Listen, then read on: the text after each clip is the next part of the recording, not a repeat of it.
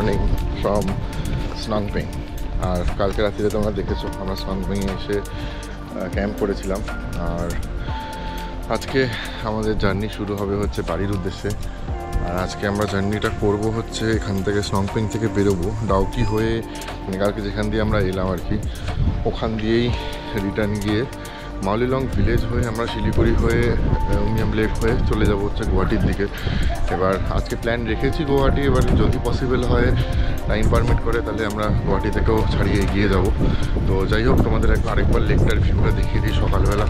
তো এই হচ্ছে লেকের ভিউ আর্লি মর্নিং। জাস্ট দেখো,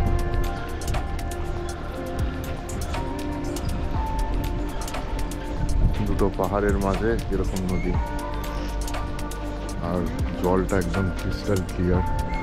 আর সানরাইজ কিন্তু এদিকে হয়েছে ইস্ট এইদিকে। তো তোমাদের যদি জলটা একবার দেখানোর চেষ্টা করি,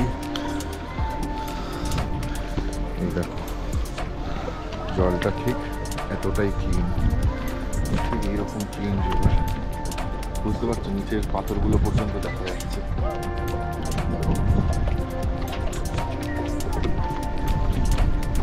এই যেখানে বোট আছে, বোটিং করতে পারে। বোটিং শুরু হয় 8:30 থেকে, আর এখন টাইম হয়েছে হচ্ছে 8:05। তো আমরা এখানে বেশিক্ষণ টাইম ওয়েস্ট করবো না, আমরা এখান থেকে বেরিয়ে যাবো, কারণ আমাদের জার্নি অনেকটা করতে হবে। আর বোটিং দেরি আছে হতে, প্লাস বোটিং শুরু হলে এখনও আরও 1 ঘন্টার ব্যাপার, মানে 1 ঘন্টা আর কি বোটিং করাবে তোমাদের। তো যাই হোক, চলো, রেডি তো হয়ে গেছে, দেখতেই পাচ্ছ, গিয়ার্স পরে নিয়েছি, ফ্রেশ হয়ে নিয়েছি। তো চলো বেরোই, বেরিয়ে তারপরে তোমাদের সাথে বাকিটা রাস্তায় কথা হচ্ছে। চলো, দেখছো রেডি হয়ে গেছি।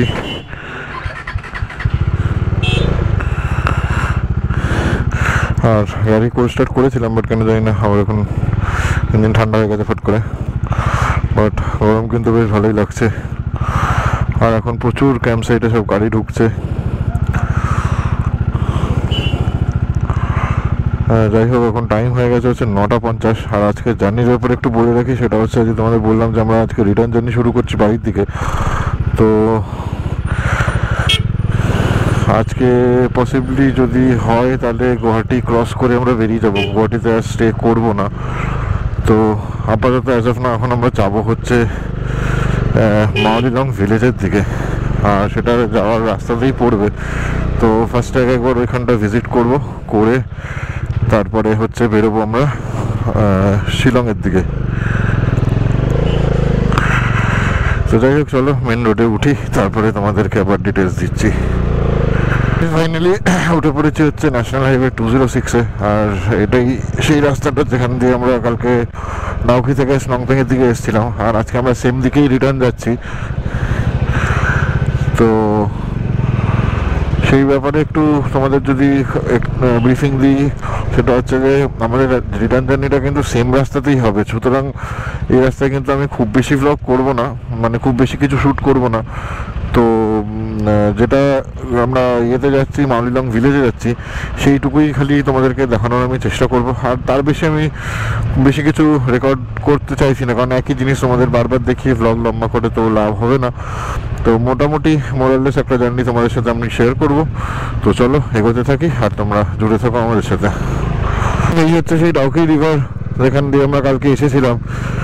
আর আশা করছি আজকে ওই দিকটা জ্যাম পাবো না, হয়তো গুগল ম্যাপ তো ক্লিয়ারই দেখাচ্ছে। বাট যাই হোক, এই হচ্ছে সেই ভিউ, একদম ক্লিয়ার গ্রিন রিভার। তো তোমরা যারা এখানে ভিজিট করতে চাইছো, আমি বলবো এটা একদম মাস্ট ট্রাই। তো একদম ডেফিনেটলি ভিজিট করো। তুমি মেঘালয় আর কোথাও যাও চাই না যাও, ডাউকি হোক আর স্নংপিং হোক, যেখানেই হোক, তোমরা এই দুটোর মধ্যে কোনো একটা ভিজিট করো। আমি অ্যাসিওর করছি তোমাদের খুব ভালো লাগবে এই জায়গাটা। তো যাই হোক, এই সামনে চলে এসছে হচ্ছে ডাউকি ব্রিজটা, যে ব্রিজটা ক্রস করে কালকে আমরা এপারে এসেছিলাম।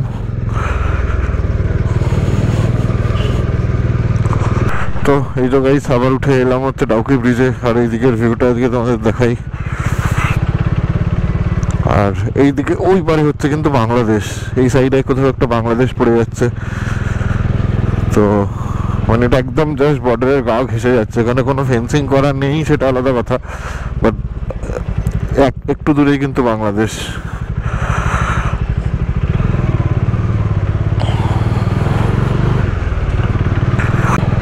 আর কালকে এই রাস্তাটায় কি জ্যামটাই না হয়েছিল, বাপরে বাপ। মানে প্রায় 1 ঘন্টার উপর আমরা এই জ্যামে দাঁড়িয়েছিলাম, তাও বাইক বলে সুবিধা যে বেরিয়ে যেতে পেরেছিলাম, নাহলে গাড়িগুলো যে কালকে কতক্ষণে বেরিয়েছে তার ঠিক নেই।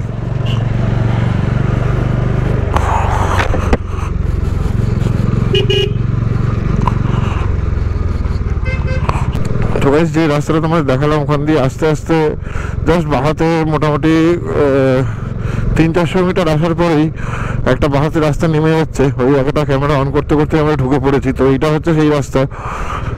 তো এখানে দেখো বিএসএফ ক্যাম্প রয়েছে, যেহেতু একদম বর্ডার এরিয়া এটা। তো এই রাস্তাটাই কিন্তু আমাদের নিয়ে চলে যাচ্ছে হচ্ছে মাউলিলং ভিলেজে। আর তোমাদের বলে রাখি, মাউলিলং ভিলেজ হচ্ছে এশিয়াস ক্লিনেস্ট ভিলেজের কিন্তু ট্যাগ পেয়েছে। তাহলে ভেবে দেখো এই ভিলেজটা কতটা পরিষ্কার হতে পারে। তো আজকে আমরা সেখানেই ভিজিট করতে যাচ্ছি। আর এখন যে রাস্তাটা দিয়ে যাচ্ছি এটাও কিন্তু সেই বর্ডারের পাশ দিয়েই যাচ্ছে, একদম একদম গা ঘেঁষে যাচ্ছে বর্ডারের। আর রাস্তাটাও ঠিক এইরকম জঙ্গলের মধ্যে দিয়ে ব্যাপক। ওই যে ওই পারে যে দেখা যাচ্ছে জমিগুলো, যে জঙ্গলটা, ওটাও কিন্তু পুরোপুরি টোটালি বাংলাদেশ। আর ওই পারটা সম্ভবত বোধহয় সিলেট পড়ে, if I am not mistaken, ওই জায়গাটা সিলেট হয়। তো যাই হোক, সিলেট ইয়া জোরপাট এরকম কিছু একটা হয়।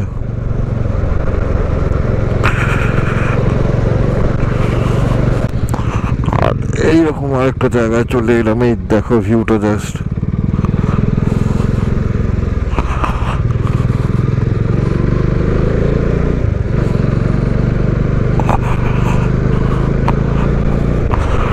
আর মাউলিলং ভিলেজের ডিস্টেন্স এখান থেকে হচ্ছে এখনো প্রায় 25 কিলোমিটার। 58 মিনিটস দেখাচ্ছে time.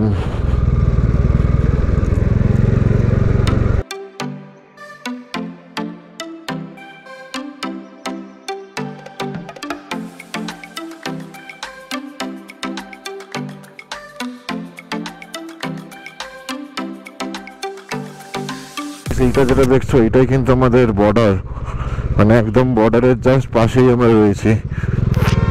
This is India Bangladesh border, বুঝে দেখো, এটা কাঁটা তারের বর্ডার বলা হয়। তো এই দেখো দেখেছো এখানে সব কাঁটা তার দেওয়া আছে। আর এই পাশটা দেখছো, এইদিকে পিছনের যে জঙ্গলগুলো, এগুলো কিন্তু টোটালি বাংলাদেশ। মানে একদম বর্ডারের গা ঘেঁষে আমরা চলছি, মানে এই যে বর্ডার, অ্যামেজিং। একটা বিএসএফ চেকপোস্ট ছিল বলে বন্ধ করে নিলাম। আর এই যে দেখতে পুরো কাটাতার করা, এটাই কিন্তু আমাদের ইন্টারন্যাশনাল বর্ডার ইন্ডিয়া বাংলাদেশের। ওই সাইডটা কিন্তু বাংলাদেশ পড়ে যাচ্ছে পুরোপুরি।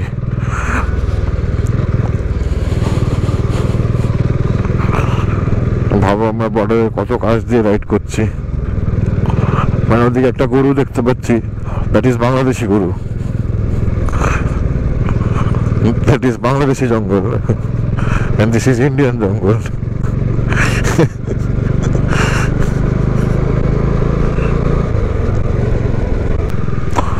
কিছু দূর এসেই এরকম একটা সুন্দর ওয়াটারফল পেয়েছি, বাট যেটা এখন ড্রাই, হালকা হালকা জল পড়ছে, যদি তোমরা বুঝতে পেরে থাকো।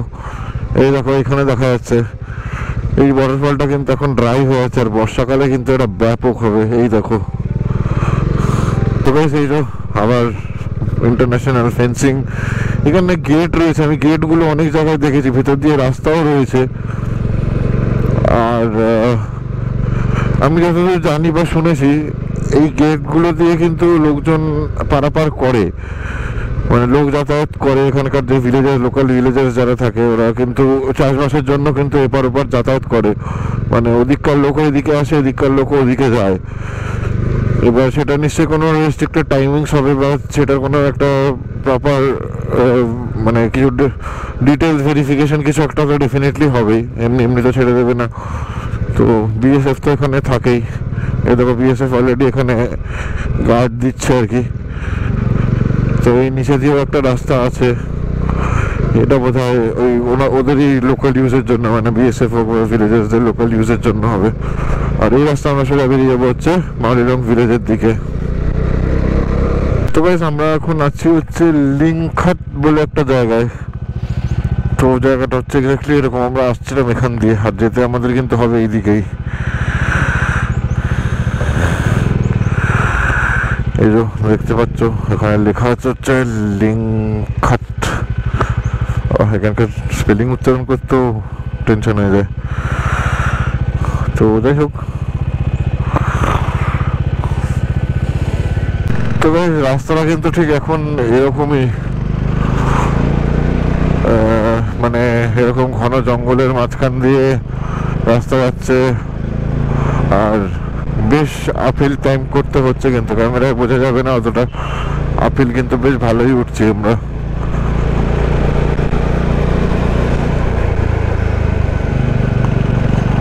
পংটুং 16 কিলোমিটার।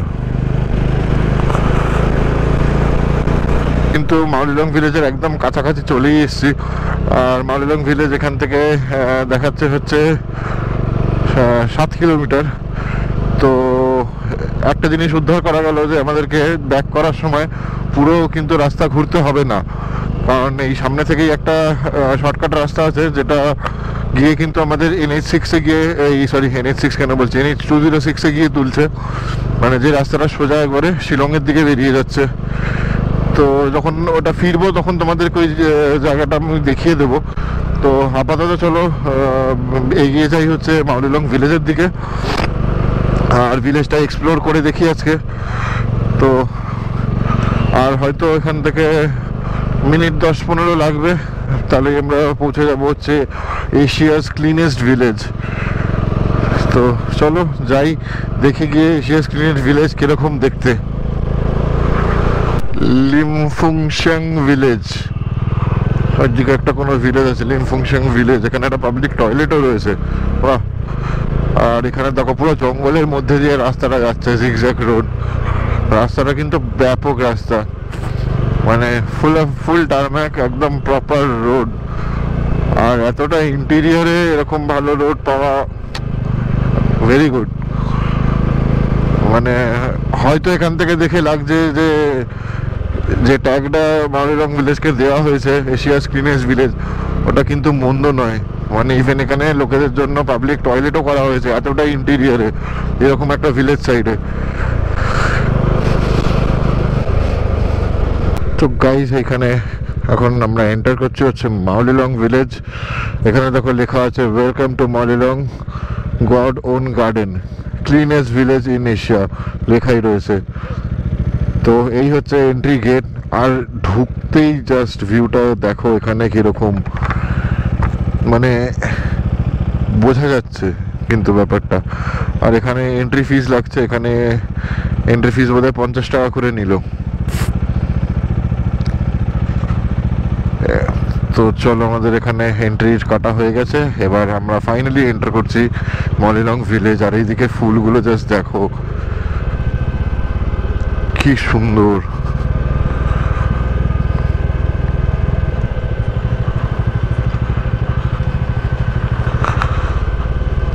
দেখো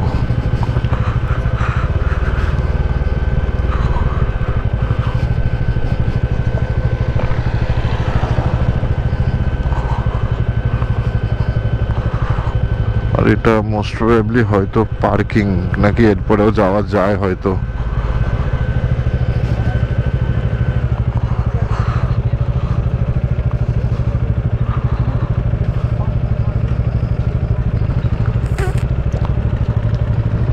no entry for tourist vehicle, তো এখানেই হচ্ছে আমাদের পার্কিং করতে হবে।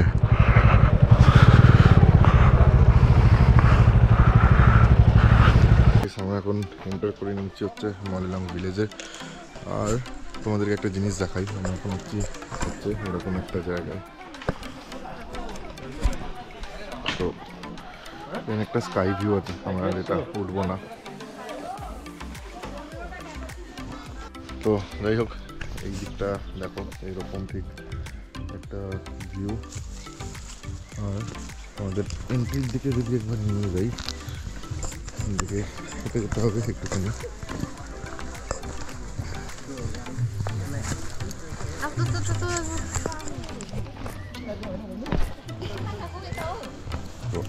এই ভিলেজটা যে তকমাটা পেয়েছে যে এশিয়াস ক্লিনেস্ট ভিলেজ, সেটা কিন্তু কোনো অংশে মন্দ নয়।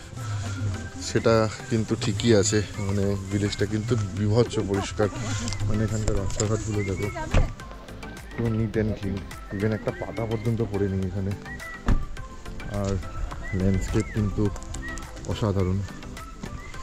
আর এরকম নিচে যাওয়ার রাস্তা আছে ওদিকে, জানি না সেটা যাবো কিনা, ছোট আছে কিন্তু অনেকটা নিচে ব্যাপারটা। তো গাইস, তোমরা যারা মালিরাঙ্গের দিকে আসছো, ভিজিট করছো, তারা কিন্তু এখানে এসে ইজিলি স্টে করতে পারো। আর এখানে প্রচুর হোমস্টে, কটেজ প্রচুর রয়েছে। আর আমাদেরকে এই দিকটা একবার দেখাই, দেখো এই দিকটা তোমাদের মাত্র দেখালাম ওই সাইড দিয়ে। আর এটা জায়গাটা ঠিক এইরকম, আরও নিচে যাওয়া যায়, নিচে লোকালিটি আছে কোনো।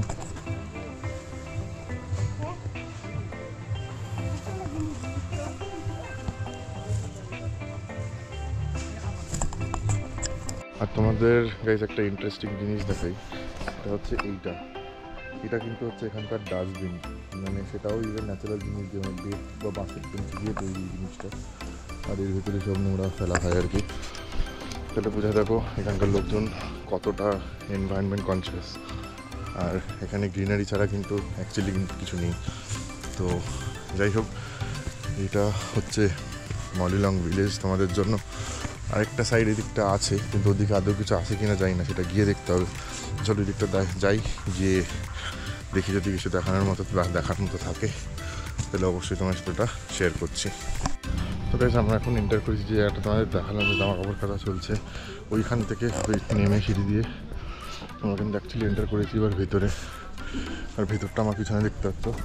আর এই জায়গাটা কিন্তু প্রচণ্ড সুন্দর আর তেমনি পরিষ্কার।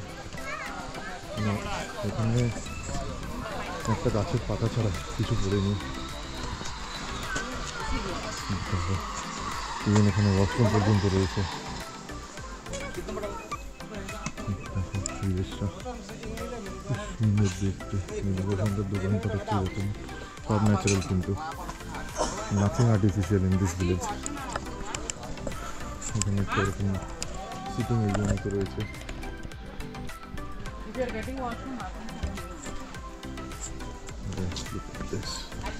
পুরো ফুল গাছে ভর্তি।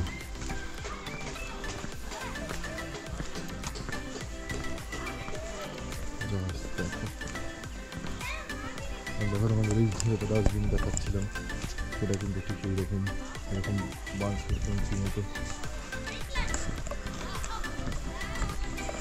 তো এসে দেখছি ভুল কিছু হয়নি, ব্যাপারটা কিন্তু বেশ সুন্দর, খুব পরিষ্কার, খুব নিট অ্যান্ড ক্লিন ভিলেজ। আর এখানে ভেতরে এসে কিন্তু তোমরা হোমস্টে পেয়ে যাবে এখানে। তো সুতরাং যারা স্টে করতে চাইছো তারা কিন্তু ইজিলি এসে করতে পারো। আর এখানে লেখা রয়েছে welcome to Mawlynnong God's own garden. এদিকেও একটা রাস্তা আছে, আর প্রচুর ফুল গাছ, ফুল বা পরিষ্কার ফুল। দোকান রয়েছে এখানে, কিছু গাছ রয়েছে। আমরা এখন চলে এসেছি হচ্ছে ফুচকা খেতে। এখানে একটা দোকান পাওয়া গেছে, এখানে আমরা এখন ফুচকা ট্রাই করবো। আর এই যে হচ্ছে ইনকামিং ফুচকা, এই যে এখানে কিন্তু এক প্লেটে 5টা ফুচকা দেয়, এরকম জল ভরা গোল গোল।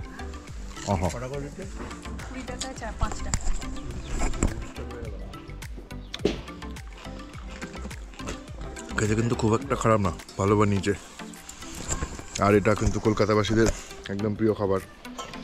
তো কলকাতা থেকে যারা আসছো আর কিন্তু ডেফিনেটলি ট্রাই করতে পারো, রেকমেন্ডেড, ভালো টেস্ট।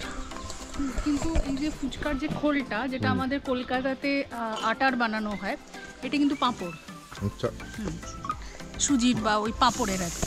খেয়ে দেখো, তোমার খেয়ে কি রিভিউ হচ্ছে?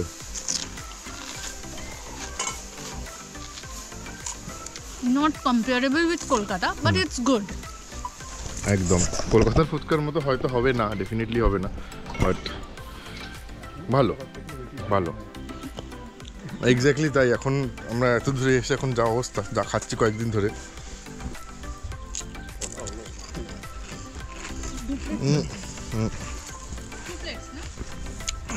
কয়েকদিন ধরে যা উল্টোপাল্টা খাওয়াচ্ছে এখানে এই ফুচকাটা এখন অমৃত লাগছে।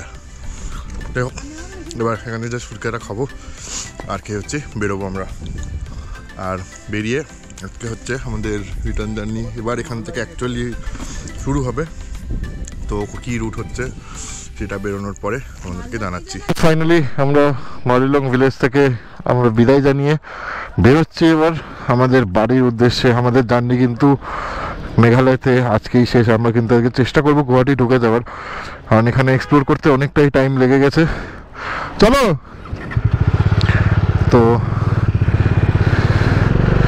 চেষ্টা করবো এখান থেকে আজকে মেঘালয় থেকে এক্সিট করে যাব আমরা, আর গুয়াহাটি অবধি হোপফুলি পৌঁছাতে পারবো। ইচ্ছা ছিল যে আর একটু এগিয়ে যাবো, বাট সেটা সামহাও পসিবল হয়ে উঠবে না, কারণ অনেকটাই রাত হয়ে যাবে। কারণ এখান থেকে শিলং দেখাচ্ছে প্রায় 3 ঘন্টার রাস্তা, আর ওদিকে শিলং থেকে গুয়াহাটি প্রায় আরও 3-3.5 ঘন্টার রাস্তা।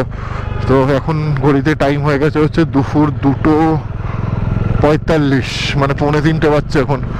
আর 6 ঘন্টা যদি আমি হিসাব করি অলমোস্ট 9টা বেজে যাবে কিন্তু আমাদের। তো যাই হোক, চলো আর ফার্দার টাইম ওয়েস্ট না করে এখান থেকে বেরাই। আর তো দেখানোর মতো কিছু নেই, তোমাদেরকে এই জায়গাটা সব এক্সপ্লোর করিয়ে দিয়েছি। আর তোমরা যারা মেঘালয় ভিজিট করতে চাইছো, আমি তোমাদের রেকমেন্ড করবো যে তোমরা ডিসেম্বর জানুয়ারিতে প্লিজ এসো না। কেন এসো না, তার কারণ হচ্ছে মেঘালয় কিন্তু ইজ অল অ্যাবাউট ওয়াটারফলস। এখানে কিন্তু আমরা এখনো পর্যন্ত একটা ওয়াটারফলও ঠিকঠাক পাইনি। ইভেন আমরা যে হোমস্টেতে ছিলাম গতকালকে, গতকাল না, তার আগের দিনকে, সেখানে জিজ্ঞেস করেছিলাম, ইভেন 7 সিস্টার ফল পর্যন্ত ড্রাই, কিচ্ছু নেই এখন। তো যারা আসছো একটু চিন্তাভাবনা করে প্ল্যানিং করে নিও, বা একটু রিসার্চ করে নিও এই ব্যাপারটা নিয়ে। কারণ তোমরা বুঝতেই পারছো পুরো গোটা ট্রিপে তোমাদের যা দেখাতে পেরেছি তার মধ্যে থেকে কিন্তু একটাও কিছু মানে কোনো ওয়াটারফল দেখাতে পারিনি। তো যাই হোক, চলো জার্নিটা কন্টিনিউ করি, তারপরে বাকি কথা আবার পরে হচ্ছে। তো গাইস, এই সামনে দেখতে পাচ্ছ পাহাড়ে কিরকম আগুন জ্বলছে। এগুলো কিন্তু অন পারপাস করা হয়, কখনো কখনো ভুল করেও লাগে, বাট এই জিনিসগুলো কিন্তু আপাতত এখন দেখছো কিরকম ধাউ ধাউ করে আগুন জ্বলছে, এটা কিন্তু অন পারপাস করা হয়, কিছুই না। এটাকে জাস্ট জঙ্গলগুলো পরিষ্কার করার জন্য বা ড্রাই ঘাসপালা যেগুলো থাকে সেগুলোকে ক্লিন করার জন্য হচ্ছে এগুলোকে আগুন লাগিয়ে দেওয়া হয়, যাতে সেই জিনিসগুলো পরিষ্কার হয়ে যায় আর কি, মানে ফ্রেশ আবার নতুন গ্রিনারি উঠতে পারে ওখান থেকে। এই জিনিসটা আমরাও প্রথম দিন দেখে ঘাবড়ে গেছিলাম যে কী ব্যাপারে এরকমভাবে আগুন লেগেছে, কিন্তু পরে গিয়ে লোকালদের থেকে জানতে পারলাম যে এইভাবে কিন্তু পাহাড় পরিষ্কার করা হয়, মানে ফ্রেশ প্ল্যান্টস যাতে ওখান থেকে আবার রিগ্রোথ করতে পারে। তো গাইস, এই যে এই রাস্তাটা দেখছো, আমরা কিন্তু এই যে গাড়িগুলো দেখছো আসছে, আমরা কিন্তু এখান দিয়েই এসেছিলাম।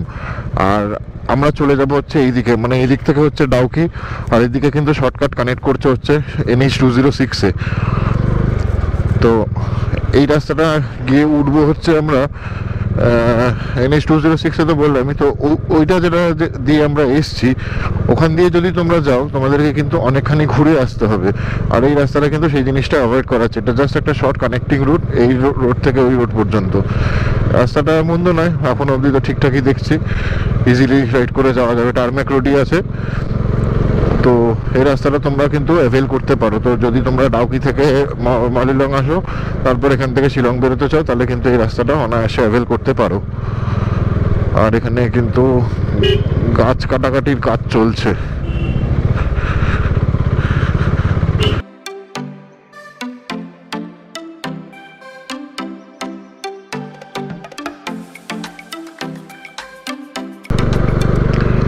তো গাইস, আমরা এই শর্টকাট রুট ধরে অলমোস্ট কিন্তু পৌঁছে গেছি হচ্ছে পোংটুং।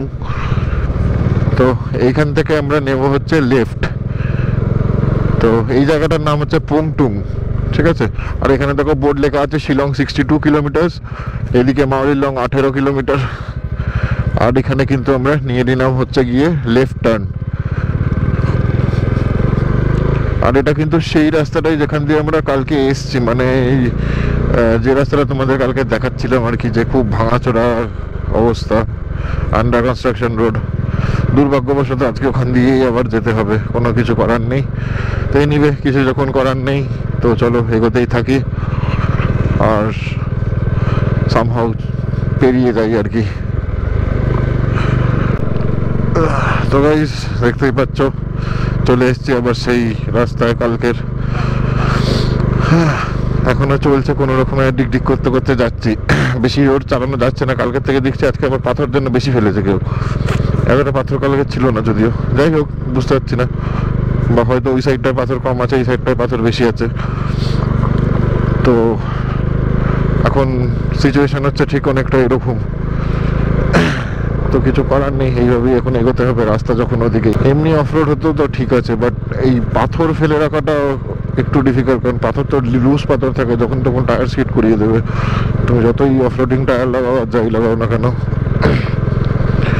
বাট নেভারথেলেস টায়ার কিন্তু ব্যাপক পারফরমেন্স দিচ্ছে। I am fully satisfied with the performance. Hats off Apollo. যেমন অ্যাপোলোর যে যদি কোনো এমপ্লয়ি বা কেউ যদি ব্লগটা দেখে থাকে তাহলে স্যালিউট ম্যান, ব্যাপক টায়ার বানিয়েছো তোমরা। আর ঠিক তোমাদের এই জিনিসটার কথাই বলছি, বুঝতে পারছো কিরকম পাথর, মানে টায়ার কিন্তু বেশ ভালোই ডান্স করছে পিছনে। ওখানে কিন্তু একদম চাপ আছে, প্রচুর পাথর, এই দিকটা পুরো ঢিপি পাথর। রাইট সাইডটা কালে কম ছিল।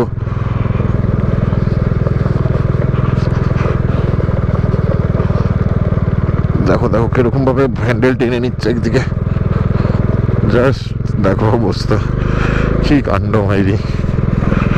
যাই হোক এদিক দিয়েই বেরোই। তো আমরা কিন্তু ফাইনালি ওই অফরোড প্যাচটা পুরোটা পার করে চলে এসেছি, আর এখন উঠে পড়ে যাচ্ছে সুন্দর টার্ম্যাক রাস্তায়। আর এখন কিন্তু রাইডটা বেশ বেশ স্মুথ চলছে। আর এখান থেকে শিলংয়ের ডিস্টেন্স রয়ে গেছে হচ্ছে অলমোস্ট 48 কিলোমিটার মতো। আমার এখানে উমিয়াম লেক মারা আছে, বিকজ আমরা শিলং সিটির ভেতরে ঢুকবো না, ওই জন্য আমার এখানে উমিয়াম লেক মারা আছে। আর এই দিকটা কিন্তু সেই রাস্তাটা যেখানে কিন্তু এই ল্যান্ডস্লাইড জোনটা থাকে, ইউজুয়ালি ল্যান্ডস্লাইড জোন না rockfall zone, whatever it is, মানে মোট কথা এই জিনিসটা রয়েছে এখন এখানে। আর এই দিকটা কিন্তু একটু ঠান্ডা ঠান্ডাও লাগে, আই ডোন্ট নো ভাই, বাট কালকেও যাওয়ার সময় লাগছিল, আজকেও কিন্তু বেশ ঠান্ডা লাগছে এখন এই জায়গাটা। আর এতক্ষণ মাওলিলংয়ে ছিলাম তো বেশ গরম লাগছিল, ওখানে কিন্তু টেম্পারেচার বেশ ভালোই ছিল, মোটামুটি মানে একদম গরমই লাগছিল আর কি। রাইডিং জ্যাকেট গায়ে রাখতে হচ্ছিল না, বাধ্য হয়ে খুলে ফেলি। তো সেখানে যে জামাটা খুব ভিজেছে সেটা তো পুরোপুরি শুকোয়নি, আর ভেতরে কোনো লাইনার্সও নেই, তো জ্যাকেটের মেশ দিয়ে যে হাওয়াটা ঢুকছে না, আরো বেশি ঠান্ডা লাগছে। লোকে বলে মেঘের আলয়, আর পুরো কুয়াশায় ঢেকে গেছে এখন কিন্তু পুরো মেঘালয় সিটি।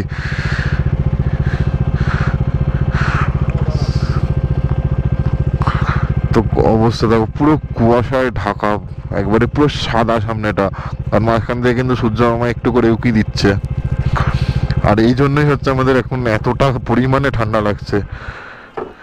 তো তারাও এখানে যখন দাঁড়িয়েছি তোমাদের একটু ভালোভাবে দৃশ্যটা দেখাই, জাস্ট হ্যাভ আ লুক। এই হচ্ছে মেঘালয় ফর ইউ। আর নিচে কিন্তু দূর দূরে পুরো খাই দেখা যাচ্ছে,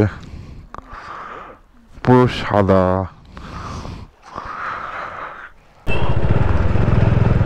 পৌঁছে গেছি হচ্ছে সেই জাংশন পয়েন্টে যেখান থেকে আমরা কালকে কেটেছিলাম হচ্ছে ডাউকির দিকে। আর এই সোজা চলে যাচ্ছে হচ্ছে শিলং, আর এই রাস্তাটা কিন্তু চলে গেছে হচ্ছে চেরাপুঞ্জি। ওই দেখো সোজা লেখা আছে শিলং, এই 22 কিলোমিটার, আর গুয়াহাটি কিন্তু এখান থেকে 119 কিলোমিটার। তো যাই হোক এখন আমরা গুয়াহাটি অব্দি লোকেশন মারা আছে, কারণ ওখানে গিয়ে একটু কিছু খাওয়া দাওয়া করতে হবে, খিদে তো পেয়েছে, সকালে ব্রেকফাস্ট করেছি। তো যাই হোক এই রাস্তায় বেশি কিছু সেরকম শ্যুট করছি না, বিকজ অলরেডি এই রাস্তা তোমাদের দেখানো, অলরেডি ব্লগস চলে আসবে এগুলো নিয়ে। তো গাইস এখন একটু দাঁড়ানো হয়েছে হচ্ছে গরম গরম খেতে। কি খাওয়াচ্ছে না ম্যাগি, দেখো গরম গরম ম্যাগি চলে এসছে, আর এদিকে বহুত ঠান্ডা, বস হাত পাত পুরো জমে যাচ্ছে। যাই হোক এখন একটু খাওয়া দাওয়া করে নিয়ে আজকে ডেস্টিনেশন হচ্ছে গিয়ে গুয়াহাটি। আর গুয়াহাটিতে আমাদের হোটেল বুক করা হয়ে গেছে, খাওয়ার দাওয়ার অর্ডার হয়ে গেছে। আর এখান থেকে হোটেল মোটামুটি 120 কিলোমিটার মতো দেখাচ্ছে, 3.5 ঘন্টার রাস্তা। তো যাই হোক চলো ঝটপট ম্যাগিটা খেয়ে নিয়ে বেরোবো। আর এই যে বৌদি এখানে রয়েছে, আর আমাদের বাইক কিন্তু এখানে পার্কিং করা রয়েছে। আসবো। আর এখানে দেখো কে আছে, সুইট সে হাই, হ্যালো। এই কিন্তু হেভি কিউট দেখতে। আর এদিককার পাহাড়ি কুকুরের কিন্তু হেভি বেশ নাদুস নুদুস চেহারা, হেভি কিউট দেখতে হয়। এনিওয়েজ চলো ঝটপট খাওয়া দাওয়া করে নিই, করে নিয়ে বেরিয়ে তারপরে আবার বাকিটা কিছু দেখানোর নেই অবভিয়াসলি, কারণ এই সেম রাস্তা দিয়ে আমরা ফিরবো, আর তাছাড়া অন্ধকারও হয়ে গেছে। তো একটু টুকিটাকি জাস্ট চেক করে আমাদের জার্নিটা কমপ্লিট করে আমাদেরকে আপডেট দিচ্ছি। তো গাইস আমরা কিন্তু এসে পৌঁছে গেছি হচ্ছে শিলং সিটি। আর দেখতেই পাচ্ছ অ্যাজ ইউজুয়াল শিলংয়ের বিষাক্ত ট্রাফিক। এখানে অনেকক্ষণ থেকেই আমরা ট্রাফিক ফেস করে যাচ্ছি, কিন্তু এখন যেন একটু বেশিই পাচ্ছি। তো যাই হোক, এবার এখান থেকে আমরা এক্সিট করে যাবো আর কিছুক্ষণের মধ্যে। তো শেষবারের মতো, মানে এইবারের মতো শিলংকে বিদায় জানিয়ে আমরা কিন্তু আমাদের জার্নি গুয়াহাটির দিকে কন্টিনিউ করব। তো ফাইনালি দেখতে পাচ্ছ আবার সেই ব্রিজে চলে এসেছে যেখান দিয়ে কিন্তু আমরা এন্টার করেছিলাম হচ্ছে শিলং। আর এটা নিচে চলে যাচ্ছে হচ্ছে কোনো একটা লেক, কি হবে এটা। আর এখান থেকে আমরা এক্সিট নিয়ে নিলাম হচ্ছে ফাইনালি শিলং থেকে। বাট এখন মেঘালয়ের মধ্যেই আছি আমরা। এখান থেকে গুয়াহাটির ডিস্টেন্স বাকি রয়েছে হচ্ছে 81 কিলোমিটার মতো। আর 1 ঘন্টা 54 মিনিট টাইম দেখাচ্ছে, তো মোটামুটি 2 ঘন্টা লাগবে। তো এখন টাইম হয়ে গেছে 7:36।